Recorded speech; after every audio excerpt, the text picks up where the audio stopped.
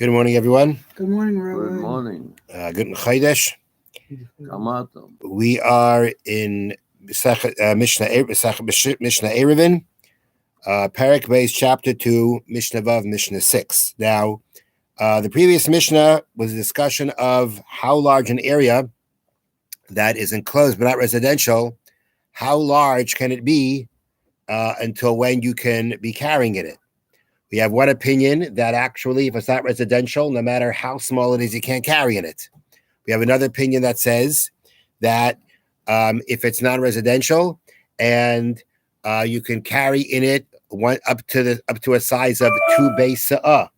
We had another opinion that you can carry in it up to the size of 70 2/3 amas by 70 2/3 amas. That was the limit of how far a non-residential area could be lived in. Okay, those were those opinions. Now the Mishnah Vav is going to have another opinion about this.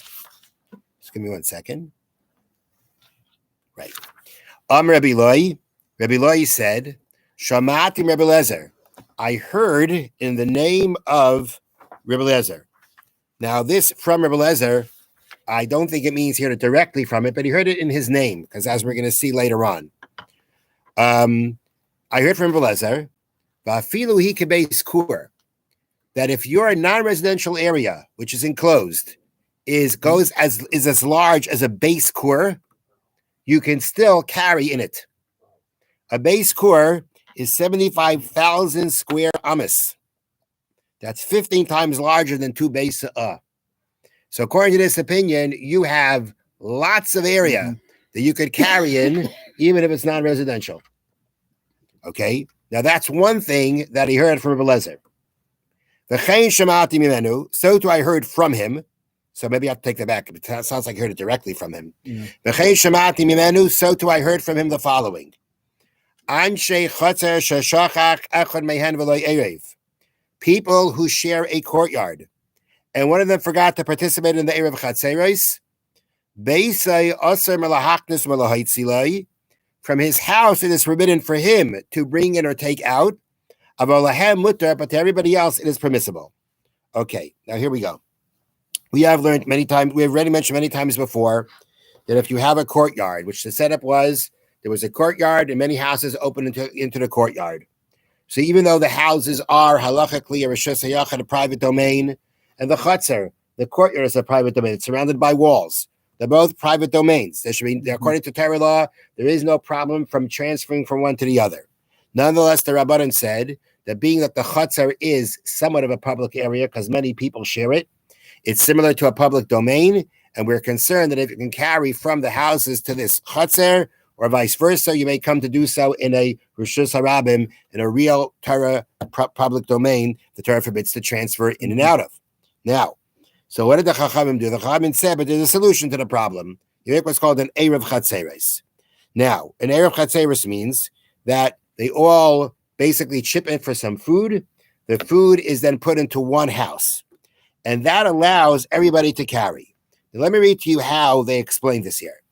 Through the process of making an Erev Chatzeres, all the homeowners become halachic owners of the entire courtyard, including the houses. Carrying between the house and the courtyard is thus permitted because everything now belongs to the same group of people. Meaning until now, you see it as many people owning different houses, many people basically having a share in the public in this courtyard. But now that it comes out that, and everybody kind of owns their own part. They own their own house, they own their own part of the public of the chutzner. And now we say by basically combining food into one place, now it becomes like everybody owns everything together. We're all win one big happy ownership, or one big happy kibbutz, in the sense that we now, everything belongs to everyone. Okay, it's not that different people own different things, and you either use my, and we can all use what my part. We all have a portion of the courtyard, and we all give each other permission to use it.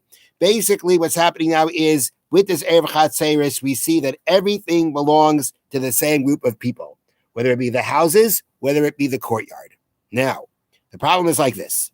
if one homeowner does not join the Erev, he forgot to. Not Badavka, he forgot. He forgot to give his part. He forgot to give in his part. It does not permit carrying at all. For anyone. For anyone. Although the houses of all the others have become their joint property by means of the Erev, the courtyard belongs to the non-participant as well. It's everybody and him. Yeah. Okay. And therefore, that messes it up for everybody else. Because the whole point of the Erev was to make it belong to everyone. Not that it should be that there is different ownerships. So what's a solution or a partial solution? A partial solution is for the non-participant to say he surrenders his right to use the courtyard. I give up my right, which makes it the property of everyone except him.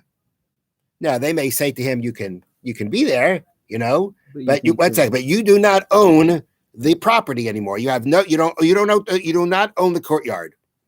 All the residents may then carry between the courtyard and any of the houses, except his, since both the courtyard and those houses belong to them alone.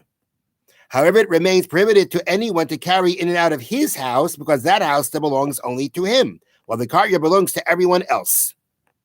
You get that? Everyone else, since they all own the courtyard, since they're all sharing the ownership of the courtyard, it's one big ownership of everyone, except for him, because he gave up his right. But because he gave up his right, there's no one else that has some kind of ownership here besides for the call it the conglomeration, and therefore everyone now has the right to use that courtyard, and they can carry from their houses to the courtyard, from the courthouse to their houses. What about this guy's house? This guy gave up his right in the courtyard. Did he give up his right in his house? Seemingly not. Mm-hmm. And therefore, since his house is still separate, everybody else can carry in everybody else's houses, in and out of everybody's houses. Because we own everything. Everybody owns everything here. But that one house that he didn't relinquish his rights to, he still owns it. All right, so that house is off limits. But everybody else's house, to the courtyard or back and forth for everyone, whether they live in a house in that specific house or not, could do so. That is the opinion that is brought down in a Mishna later on, and that is what when Rabbi Loi said, "I heard from him." The next thing, this came to argue on that. Let's read the wording of the Mishnah again. So too I heard from him. One guy from the Chatzar forgot to participate in the Erev. He cannot carry in and out of his house, but other people could carry in and out of his house. That's different. We just said before. Yeah. Before we said no one can carry out of his house. And now we're saying everybody else can carry out of his house, but he can't. What's the pshat? And that's what Rabbi Loi said. I heard from Belazar. Now, what's the pshat in this opinion? Pshat's like this. According to this saying, this version of Rabbi Eliezer, let's call it, the same way the guy relinquishes his rights in the chutz and usage of the chutzner, you know what else he gives up? Gives up his house. He gives up his private ownership of his house. I don't have rights in this house anymore. Anybody can basically come and use it. That's what he's saying. Although he didn't say it specifically, right? He said, I relinquish my rights in the chutzner. We say he means also the rights in the house. Well, if he gave up his rights in the house, then everybody owns his house. And if everybody owns his house, so they can go in and out. But he can't. He cannot. He can't. He doesn't have permission to do so. Why not? I mean, he's not an owner. He's not an owner here, but you know what? He's no worse than a guest, right? If somebody would be a guest, right? Let's say there's somebody who's visiting, he doesn't live here, right? He can use his host. He can carry it in and out. You didn't participate in the Erev. You don't have to. You're a guest of somebody who did. So this guy really should be no worse than a guest. Yeah. So, but the pshat's like this, and we'll have this later on in the Mishnah. It's brought down. And that is, once I carry from my house into the chutzner, you know what I just did? I just reclaimed my rights.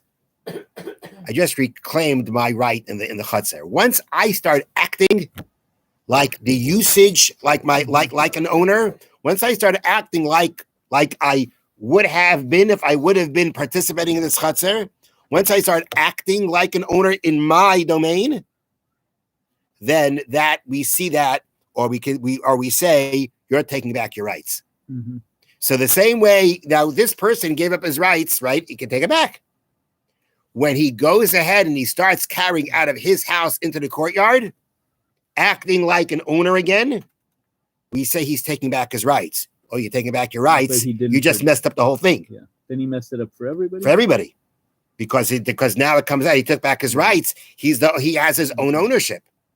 So therefore, we say to him, you cannot do that.